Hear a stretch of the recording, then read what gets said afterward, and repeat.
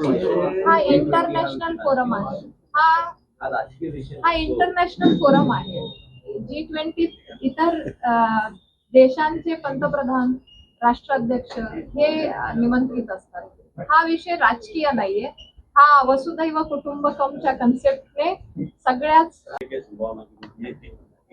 G20 जी आहे विश्वगुरु होण्याच्या दिशेने किती महत्त्वाची आहे, किती महत्त्वाची? बहुत ही महत्वपूर्ण है। देखिए, जैसे हमारा एजेंडा ही है, माननीय प्रधानमंत्री जी ने तो अपनी भावनाएं व्यक्त की, उसी समय उन्होंने कहा कि भारत वसुधैव कुटुंबकम की फिलॉसफी को मानते हैं। That is one earth, one family, one future. तो हम एक साथ इस दिशा में काम करें कि हम एक साथ आगे लेके एक साथ सब आगे बढ़े ताकि सबका कल्याण हो, इस मानसिकता के साथ। और मदर ऑफ डेमोक्रेसी का भारत का अगर एक उदाहरण है सामने, मुझे लगता है कि यही विशेषता भारत की है कि आज इस माध्यम से, इस अध्यक्षता के माध्यम से ये विचार साझा करने के लिए, और जैसे कहा कि विश्व गुरु भारत होने के लिए यही विचारधारा जो आगे ले जाती है भारत की प्राचीन संस्कृति विरासत के साथ, मुझे लगता है ये विचारधारा ही हमें वैश्विक स्तर पर आगे ले जाएगी, विश्व गुरु भारत। मैडम, अक्सर करके यहाँ से लोग विदेश जाते थे इलाज कराने के लिए, आज विदेश से लोग भारत में आते हैं इलाज कराने के लिए, उसको लेके क्या है? देखिए, आज 19 कंट्रीज आणि युरोपियन युनियन असे मिळून 20चा तो समूह आहे. त्याच्याबरोबर काही स्पेशल इन्व्हायटीज असतील, ते देखील येणार आहेत. अनेक देश विदेशातले मान्यवर इथे येणार आहेत आणि ही अध्यक्षता आपल्याला मिळालेली आहे 1 डिसेंबर पासून 1 डिसेंबर 2022 ते 30 नोव्हेंबर 2023 या कार्यकाळात, या वर्षभरात आपल्याला अनेक वेगवेगळ्या शहरांमध्ये या मीटिंग्स होणार आहेत आणि या मीटिंगच्या माध्यमातून जवळपास 200 पेक्षा जास्त मीटिंग्स आणि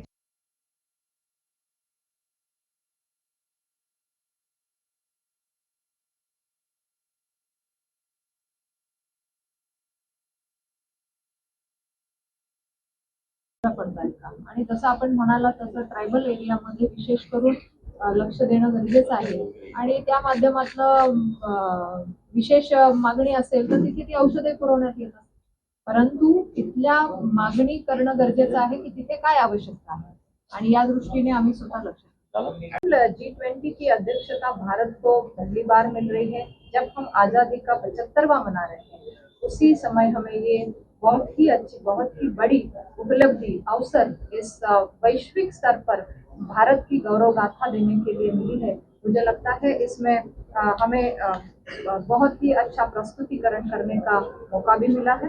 और ये जो G20 है, इसमें हमारे 19 देश के साथ यूरोपियन यूनियन और इसके साथ स्पेशल इन्वाइटीज कुछ कंट्री भी आएंगे और अपने विचार साझा करेंगे अलग अलग लेवल पे, फाइनेंशियल स्टेबिलिटी हो, क्लाइमेट चेंज हो, अलग अलग विषयों पर। ये बहुत ही महत्वपूर्ण ये G20 की मीटिंग, ये बैठकें मानी जाती है। इससे एक दिशा मिलती है जो कि आगे आने वाले दिनों के लिए हर एक देश के लिए एजेंडा सेट करती है, दिशा देती है। धन्यवाद। प्रमुख कंट्री कौन सी होगी, जो जैसे अमेरिका हो गया?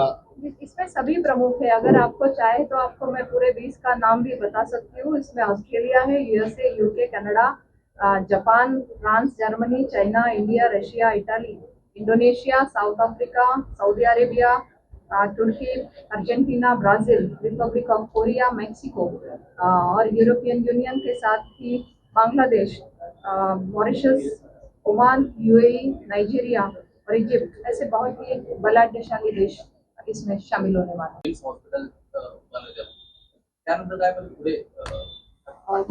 माननीय पंतप्रधानांच्या संकल्पनेनुसार आता तरी आपण, जेव्हा आपल्याकडे आधी एकच एम्स होतं, आता ती एम्सची संख्या 22 झालेली आहे आणि 22 एम्स म्हणजे प्रत्येक राज्यात एक एम्स असावं, या दृष्टिकोनातून ती एम्स प्रत्येक राज्याला दिले गेलेले आहेत।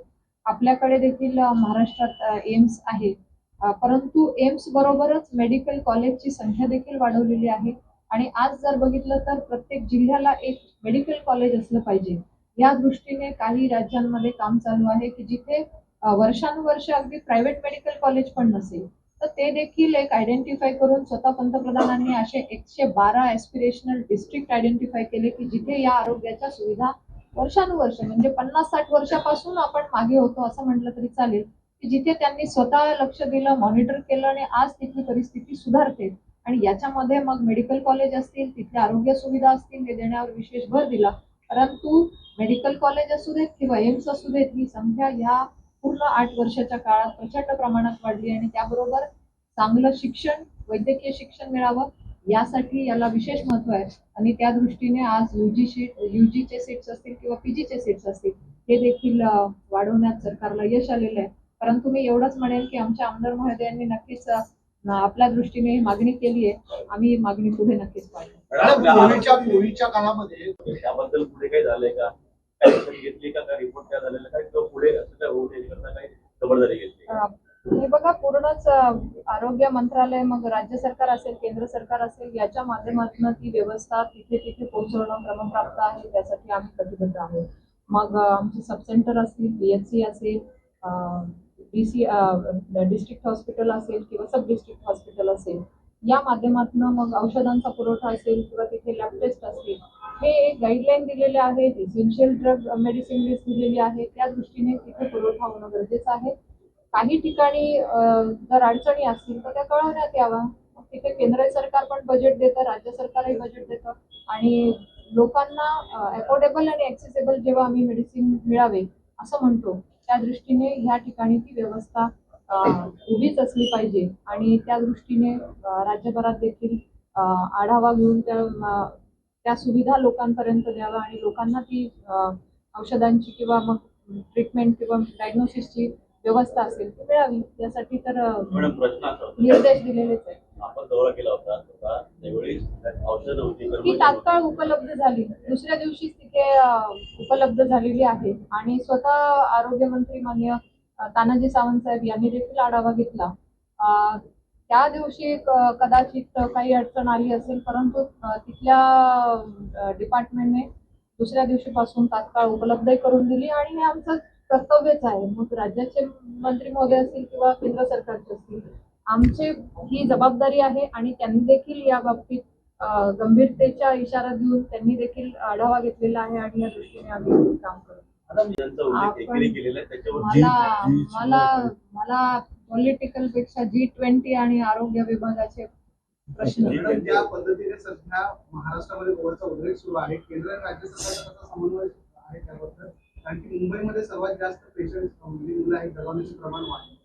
नक्कीच मी तेव्हा हा परत रिपीट करते उत्तर, की आउटब्रेक झाल्यानंतर तात्काळ केंद्रीय पथक इथे आलं आणि राज्य सरकारच्या समन्वयाने हे काम वॅक्सिनेशनचं वाढवणं असेल किंवा मग विशेष त्यासाठी टास्क फोर्स निर्मिती करून ट्रीटमेंटचे प्रत्येक जिल्ह्याला आयसोलेशन सेंटर बनवणं असेल, यासाठी तात्काळ उपाययोजनाही केल्या गेल्या. याच्यासाठी माननीय मुख्यमंत्री महोदय, उपमुख्यमंत्री महोदय, राज्याचे आरोग्यमंत्री यांनी देखील मीटिंग्स केल्या.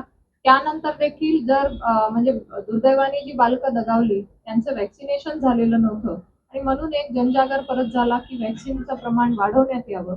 आणि जिथे आउटब्रेक आहे, जिथे संख्या वाढलेली आहे, तिथे 6+ म्हणजे 6 महिन्यांच्या पुढच्या बाळांना देखील वॅक्सिन करू शकतात असं एक एक्सपर्टीची मीटिंग माननीय केंद्रीय मंत्री मनसुखभाई मांडवीयजी यांनी निर्देश दिले. त्याप्रमाणे त्या एक्सपर्टीजने मीटिंग घेतली आणि त्यानंतर ते देखील गाईडलाईन्स दिल्या गेल्या की जिथे गरज आहे, तिथे आउटब्रेक असेल, तिथे गंभीर परिस्थिती असेल, तिथे 6+ महिन्याच्या पण पुढच्या वयाच्या बालकांना आपण विजनचे डोस देऊ शकतो. मॅडम, G20 कधी होणार आणि किती देश सहभागी होणार आहे, त्याचा उद्देश काय असेल? G20 मध्ये मॅडम मध्ये बघू. आज हमारे लिए गौरव की बात है कि भारत G20 की अध्यक्षता कर रहा है. वैश्विक स्तर पर ये बहुत ही बड़ा अवसर भारत को मिला है. आदरणीय प्रधानमंत्री जी के नेतृत्व में भारत ने लगातार सांस्कृतिक हो, ऐतिहासिक हो, विरासत को गौरवशाली बनाने के लिए प्रयास किए और इसी प्रयासों को आगे बढ़ाते हुए ये गौरवशाली गाथा आगे ले जाने के लिए वैश्विक मंच पर ये हमें अवसर मिला है. G20 की अध्यक्षता में जो भी बैठकें, जो भी मीटिंग्स होगी, वो 1 दिसंबर 2022 से लेकर 30 नवंबर 2023 तक होने वाली है। अलग अलग बैठकें, जो कि 200 से भी ज्यादा बैठकें होगी, जिसमें विचार विमर्शन मंथन होंगे, जिसमें अनेक सारे विभागों को लेके, चाहे वो एक्सपर्ट ग्रुप्स की मीटिंग हो, फाइनेंस मिनिस्टर्स की मीटिंग्स हो, सेंट्रल बैंक गवर्नर्स या फॉरेन मिनिस्टर्स, हेल्थ डिपार्टमेंट, अलग अलग डिपार्टमेंट का G20 head of the state summit, ये अलग सभी विचार विमर्शन मीटिंग्स के माध्यम से होंगे। लगभग भारत में 56 शहरों से भी 56 से भी ज्यादा शहरों में ये मीटिंग्स होने वाली है। महाराष्ट्र में ये मुंबई, पुणे, नागपुर और औरंगाबाद यहाँ पे होने वाली है। मैं बहुत ही स्वागत करती हूँ कि इस मीटिंग के माध्यम से, भारत की इस अध्यक्षता में होने वाली मीटिंग्स के माध्यम से आज हमें हमारा परंपरा, इतिहास, हमारी विरासत साझा करने का अवसर मिल रहा है। मुझे लगता है कि हमारे हर भारतवासियों के लिए ये बहुत ही अहम और बहुत ही गौरवशाली, सौभाग्यशाली बात है कि हम इसमें अध्यक्षता कर रहे हैं।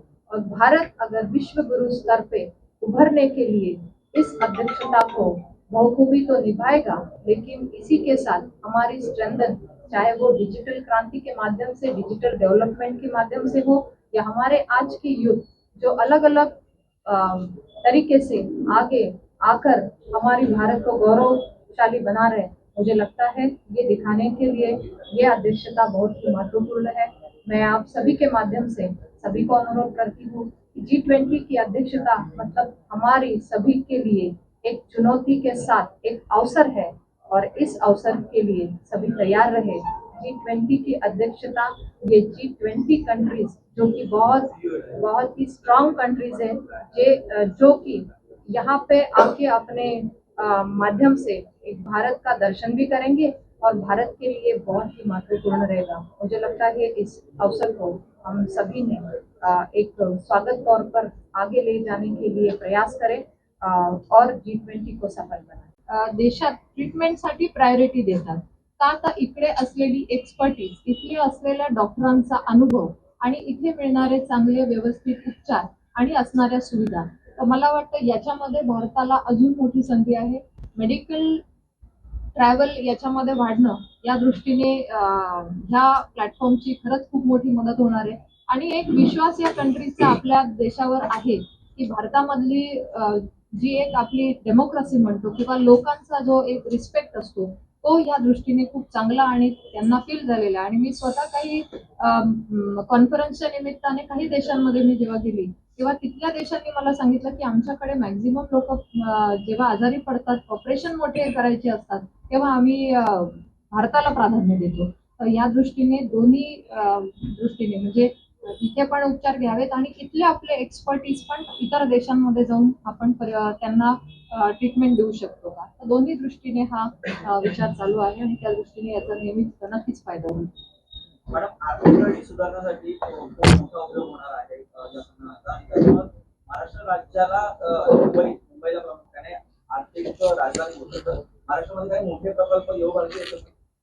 नाही, कसं आहे बघा, याच्यामध्ये एक मेन अजेंडा G20चा हा आधी लक्षात घेतला पाहिजे की हे 20 देश जेव्हा सुरुवातीला 99 मध्ये G20ची सुरुवात कन्सेप्ट आली, ती का आली की हे स्ट्रॉंग कंट्रीज आहेत, हे मोठ्या प्रमाणात अर्थव्यवस्थेचा सहभाग नोंदवतात, आणि जेव्हा अर्थव्यवस्था कुठेतरी डळमळीत होते, तेव्हा ही सगळी टीम येऊन एक अजेंडा सेट करून याच्यातनं बाहेर कसं करता येईल, निघता येईल, यासाठी हे वेगवेगळ्या माध्यमातून चर्चा करत असतात। आणि नक्कीच या दृष्टीने यांचा हेतूच हा आहे की ही अर्थव्यवस्था सुधारली पाहिजे।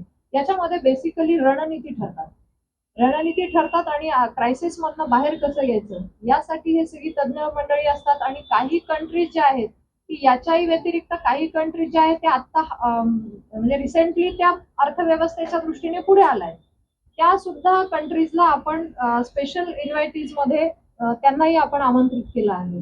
जे ओमान असेल, मॉरिशस असेल, नायजेरिया असेल, इजिप्त, या देशांना पण आपण अर्थव्यवस्थेच्या याच्यामध्ये पुढे आलेल्या त्या दृष्टीने स्पेशल इन्व्हायटी पण करतो। म्हणजे असे काही देश की त्यांचे एक्सपेरिमेंट इथे शेअर करतील की त्यांनी काय केलं, त्यांची अर्थव्यवस्था वाढवण्यासाठी काय केलं।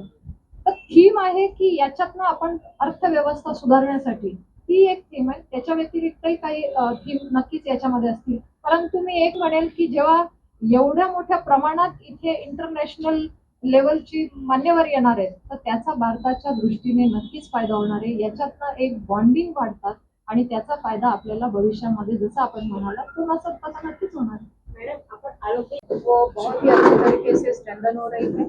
यहाँ पे बढ़ता हुआ मेडिकल कॉलेज एम्स जैसी सुविधाएं बढ़ रही है और अनेक देशों से पेशेंट्स यहाँ पे आने के लिए प्रायोरिटी देते हैं और आज भारत में ही आके इलाज करें और भारत के डॉक्टर्स भी बाहर जाके इलाज करें। ये दोनों कंसेप्ट में भारत सरकार का प्रयास है कि ये सुविधा आगे बढ़े।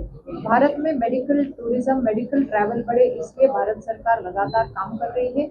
ईज ऑफ डूइंग में भारत सरकार प्रयास कर रही है ताकि उनके आने के लिए सुविधा बने, उनके पासपोर्ट जल्द मिले, उनके साथ अटेंडेंट है उनकी व्यवस्था हो।